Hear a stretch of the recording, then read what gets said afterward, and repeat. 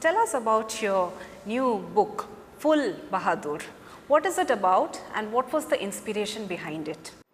Well, Fool Bahadur is the first Magahi novel by Jayanath Pati. Jayanath Pati is a well-known writer of Magahi literature, and this is his second novel actually, but the first novel has not survived. It was called Sunita. So the Fool Bahadur technically is the first available Magahi novel, and it's a kind of it portrays the life of four characters in Bihar Sharif, in the town of Bihar Sharif, right now, which is the headquarters of Nalanda district in central Bihar.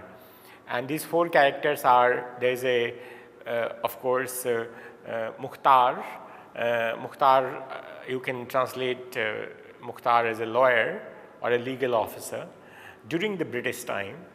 There is a SDO, sub-divisional officer, whose name is Nawab, and there is a courtesan, Nasiban, and there is a circle officer, Singh.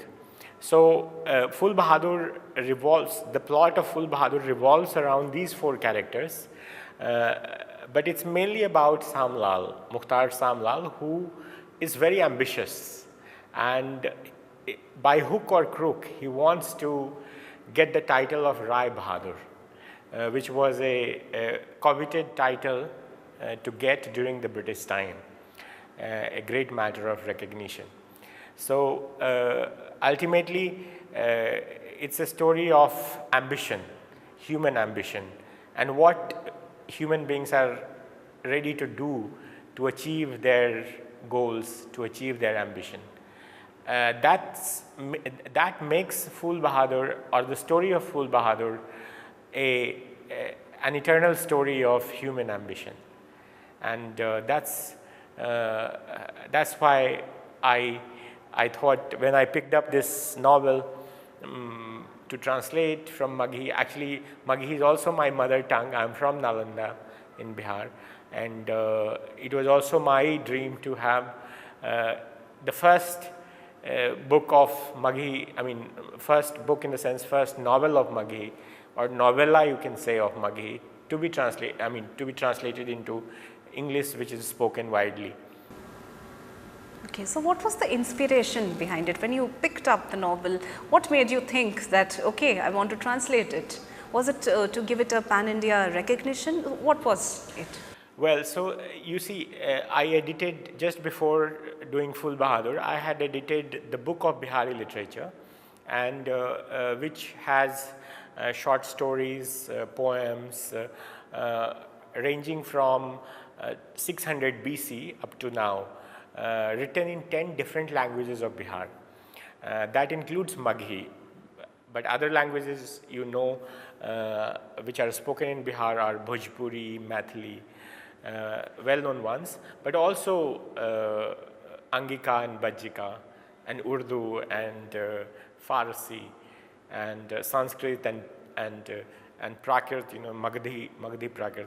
So these are English as well. So these are some of the languages of Bihar, which I thought that the short stories and poetry from these languages should be available in English, so that people can read, can access these globally.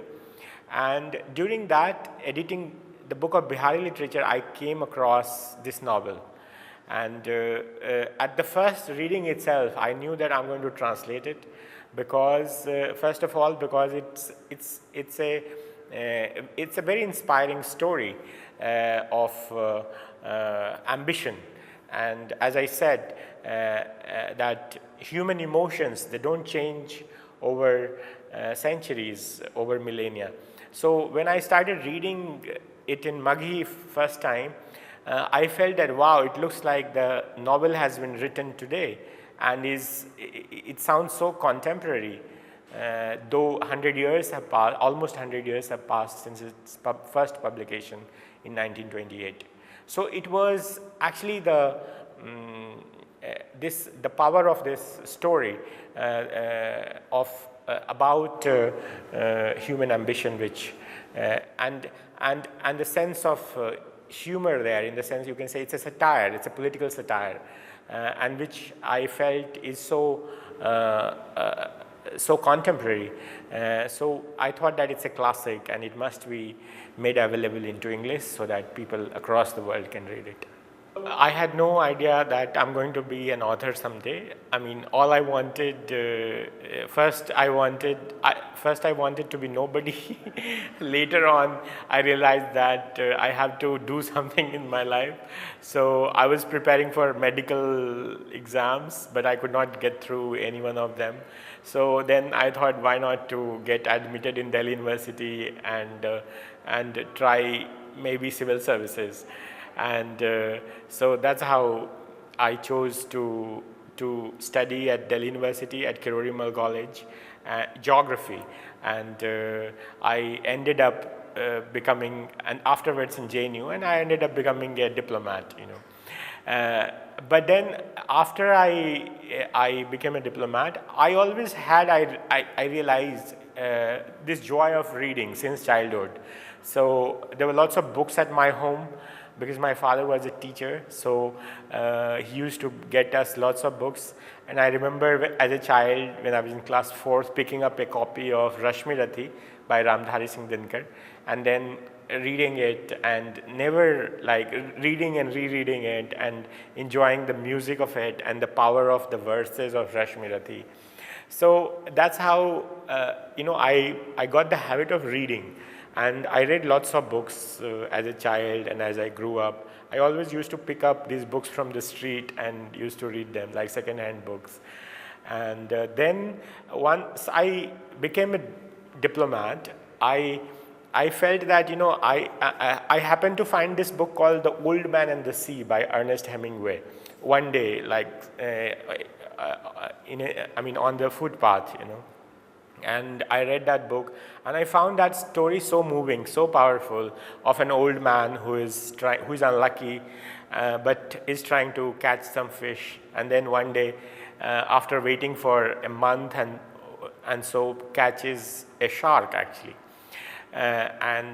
So the better, you know, the best thing about that book was that it's a very short book. It's like not more than 100 pages.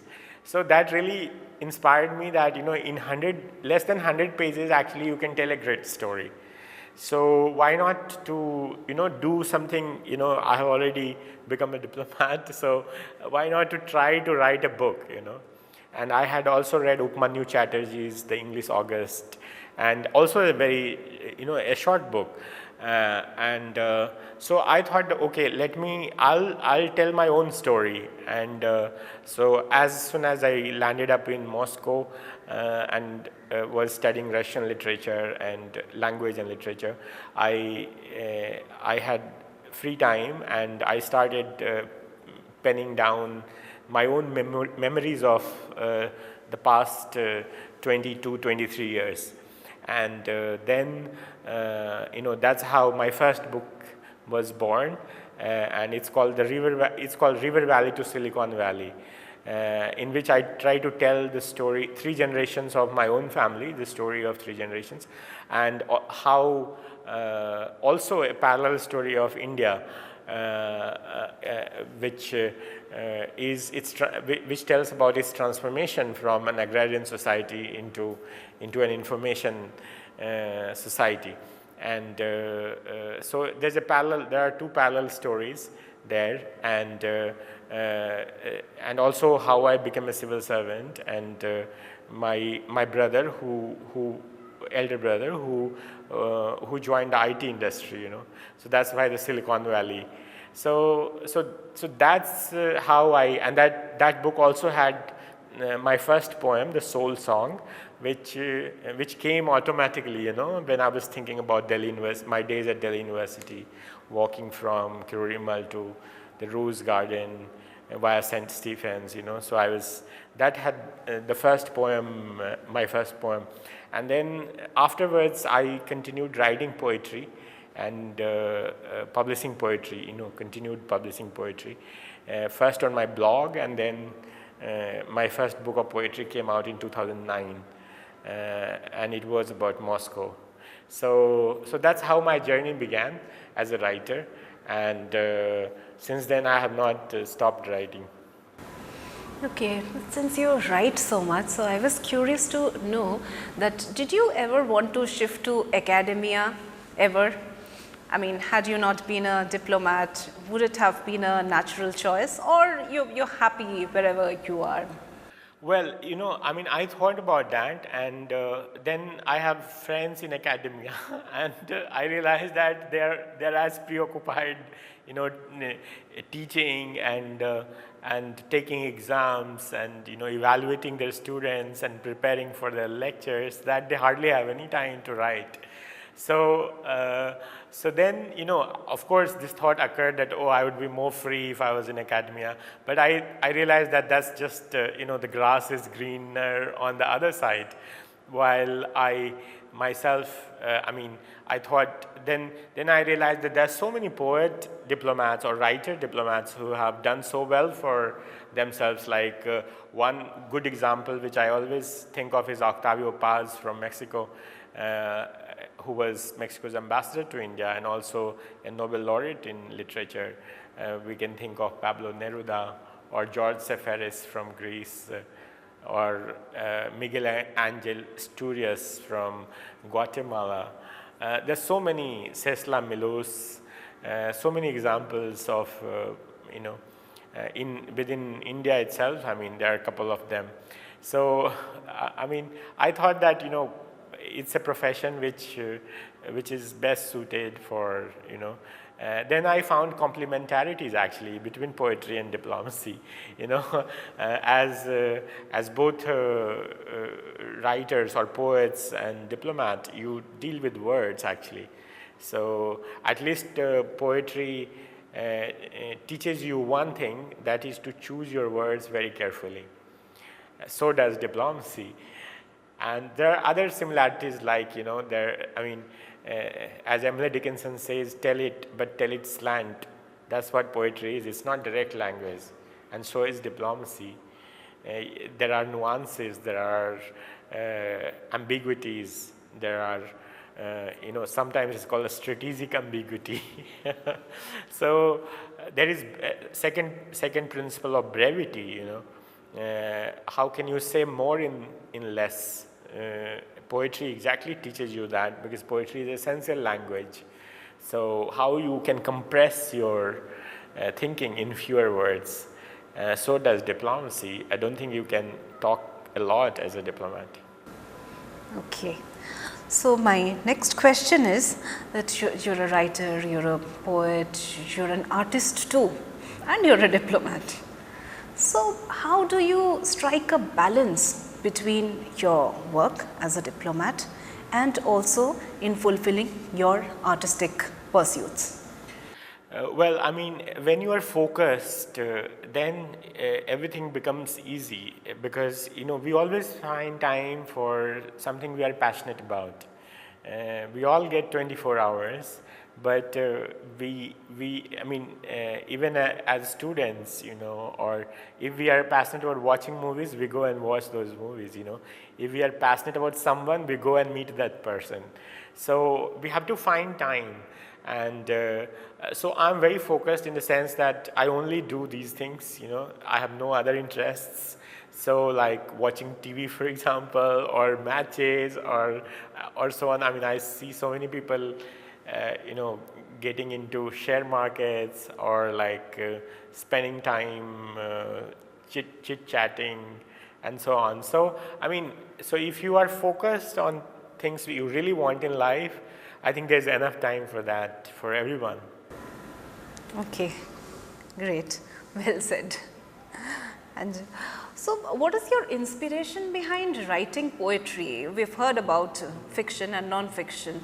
So what was your inspiration behind writing poetry? I think poetry is it's an art which where you have feelings, and it's poetry is expression of feelings. and your emotions. And I think poets are mostly honest, so it's mostly poetry is confession, and it is said that poetry chooses you. You don't choose poetry. So so poetry is something which is given to you. I mean, you are just a communicator. It's more like you are the spirit, and through you it's being expressed. So poets act as communicators, you can say. It's you don't really know what is going through. I mean, what is going to come out of you. I mean, it just comes out. So even when you start writing a poem, you don't really know where it is heading. You don't know exactly. Poetry, I think, is the highest form of literature, and you see all our ancient literature is poetry actually, whether it is Ramayana or Mahabharata or Gita or anything, Meghdut or Ritu Samharam. So so poetry is actually it has this rhythm, it has this music, and that's why poetry also acts as a metaphor. When you say something really good, anywhere you say it's pure poetry, or if you have an elevated feeling or a sense of great feeling, you say it's poetic. So poetry is something which is the highest form of literature, and it comes to lucky ones. I mean, you are chosen ones actually. Otherwise, it's very difficult to even write a line of poetry. But poetry, it's also kind of a sadhana. It's poetry is devotion, and sometimes the whole lifetime is not enough. It's if you can write 5 or 10 good poems throughout your life, that's good enough. So you've worked in different languages. So different languages, I mean regional and also international. So how do you juggle between different languages, and how do you pick up languages quickly? Well, I realized it when I came to Delhi University, because I had till class 10th I had studied in Hindi medium in Bihar, and when I came to Delhi University after +2, I realized that I could pick up English within a period of 2-3 years. So and then I wrote my exams, civil services exam in English, and I even quoted Tagore in my essay writing. So I realized that I am good with languages, and then I learned Russian when I was in Moscow, and Nepali when I was in Nepal, and Portuguese when I was in Brazil.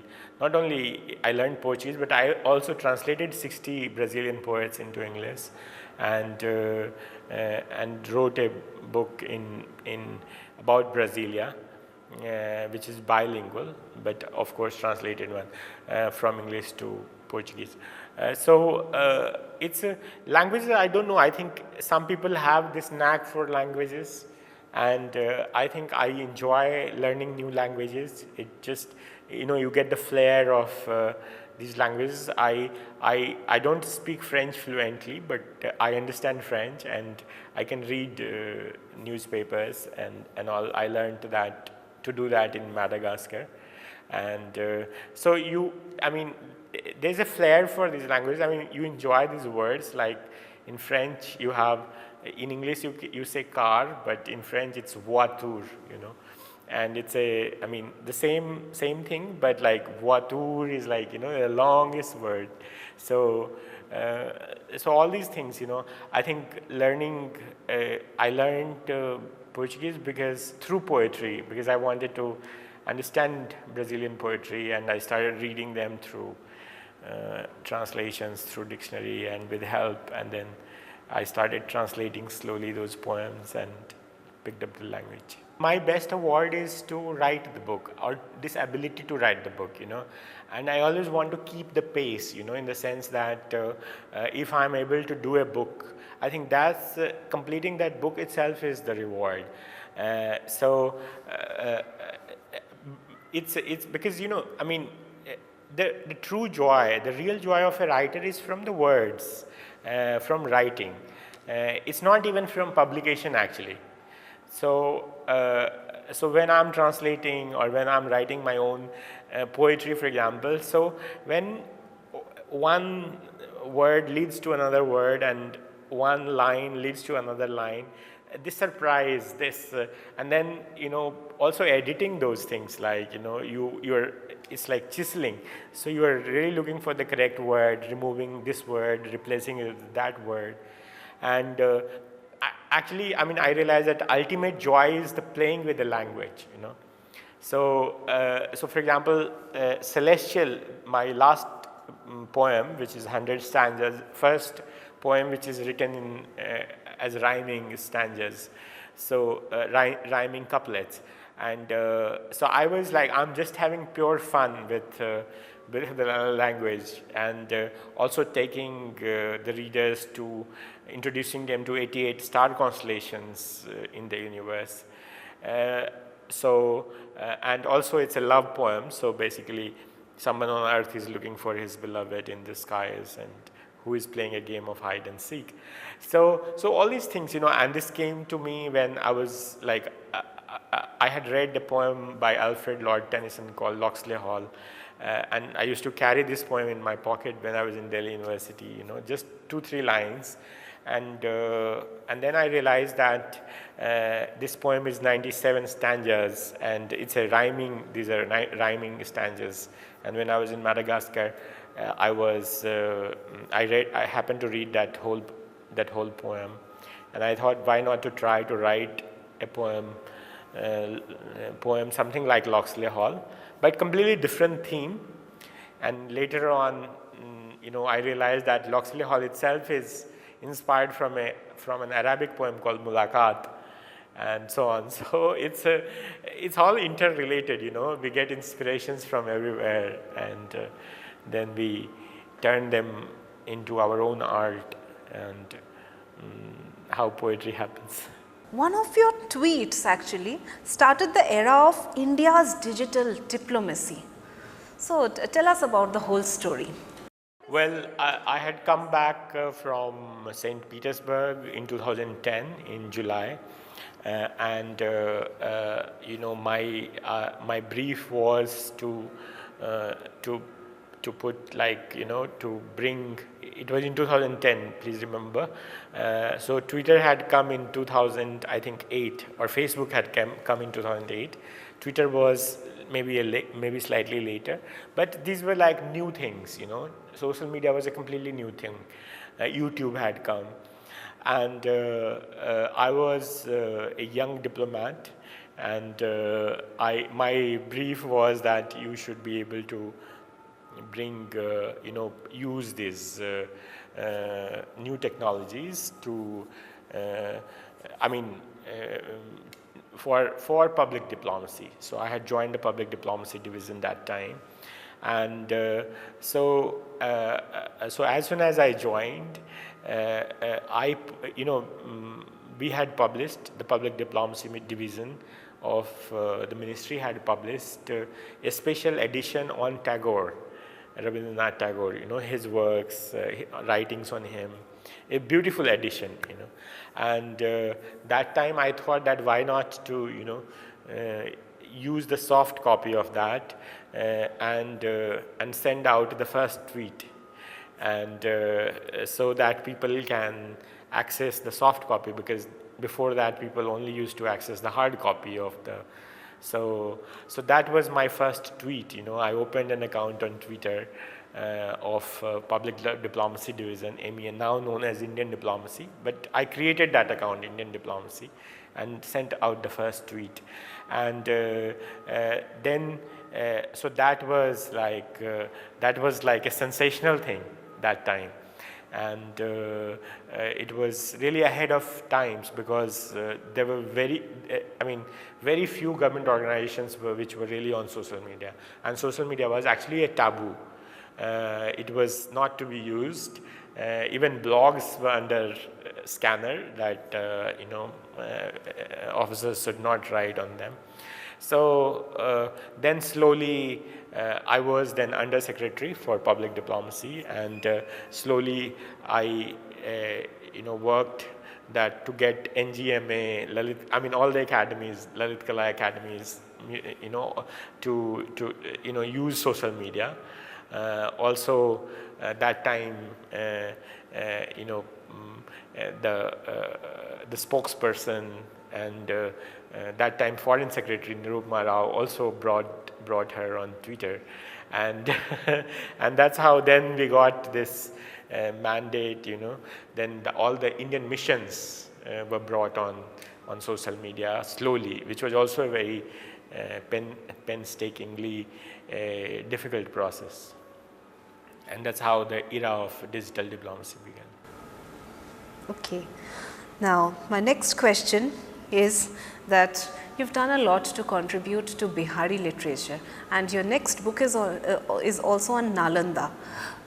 So, can you tell us more about it? What is it about? Well, Nalanda is about this culture of debate and discussion, which has been in Indian philosophy and Indian society since age. And actually, Nalanda is actually Rajgrih Nalanda complex, intellectual complex, you can say. And Rajgrih, as you know, has been the capital, the first capital of Magad, which later, from where later the capital was shifted to Patliputra during the time of Udayin, the son of Azad Satru. This you know, Rajgrih and its proximity to Nalanda, which is also the birthplace of Sariputra and Mogdalyaina, the two chief disciples of Buddha. Nalanda, you know, this book tells this story of Nalanda, that how Nalanda became such a renowned place of learning, and how the world's first residential university was set up there, and what are the contributions of Nalanda, who are the masters of Nalanda, what contributions they made in areas such as science, philosophy, mathematics, astronomy, and the global impact of Nalanda. What happened in Nalanda which affected you know, the development of science, development of astronomy and mathematics globally. So this book maps this story of Nalanda from the beginning, you know, from the earliest days to its decline towards the 13th century. These days there's a lot of debate and discussion going on that how Nalanda came to an end.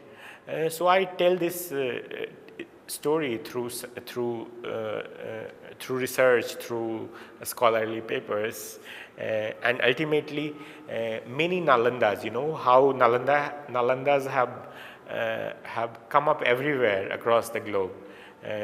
Institutes named after Nalanda, following the Nalanda tradition. So also I map what are the contributions of Nalanda in various fields, and including architecture, and how Nalanda gave birth to actually modern universities, rather than, people always ask this question, was Nalanda a university? But actually Nalanda has made immense contribution in the field of development of colleges and university, which are two different things, you know, and they have come together. These days we understand them as one, but they have evolved differently. So and also the impact of Nalanda which is even felt today. And then you have the revival of Nalanda. The new Nalanda University has just been inaugurated. You're a diplomat, so now that the UPSC exams are going to be held, mains exams, so what are your suggestions for the aspirants? Well, one thing I realized during my preparations, that whatever you study, you have to be focused. What I mean by being focused is that being focused on the syllabus, So please see the syllabus of civil services, which is available on the website, because there are so many books, there is so much to be read.